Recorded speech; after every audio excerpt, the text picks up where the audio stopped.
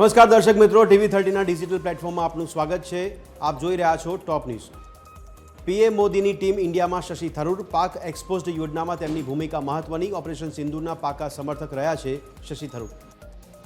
રાષ્ટ્રહિતની વાત આવે ત્યારે પાછળ ન રહી શકાય। શશી થરૂરે પ્રતિનિધિ મંડળમાં નામ જાહેર કરવા બદલ સરકારનો આભાર માન્યો। કહ્યું કે ભારતનો પક્ષ વૈશ્વિક ફલક પર મૂકવામાં આવશે।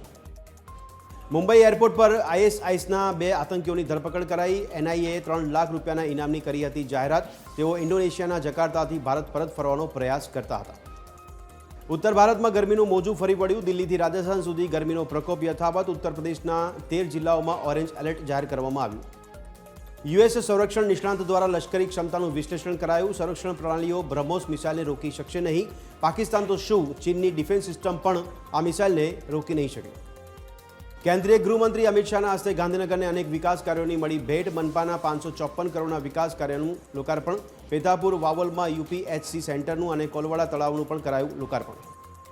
આગામી 3 કલાક છોટાઉદેપુર, નર્મદા, તાપી, ડાંગ, નવસારી અને વલસાડમાં વરસાદનું રેડ એલર્ટ। 62 થી 87 કિલોમીટર પ્રતિ કલાકની ઝડપે પવન ફૂંકાશે। રાજ્યના 22 મે સુધી છૂટાછવાયા વરસાદની છે આગાહી।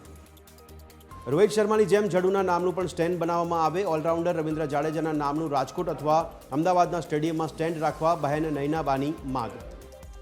તુર્કી અઝરબૈજાન પર ભારતની આર્થિક સ્ટ્રાઇક। ટુરિસ્ટો સિંગાપોર, બાલી તરફ વળ્યા। મરચા મસાલાનો વેપાર બંધ કરવાનો ફેડરેશનનો નિર્ણય। હવે અમેરિકાથી ભારત પૈસા મોકલવા વધુ મોંઘા પડશે। ત્યારે ટ્રમ્પ 5% ટેડ લાગશે। ત્યારે વર્ષે 13,000 કરોડ રૂપિયા જેટલા વધુ ચૂકવવા પડશે।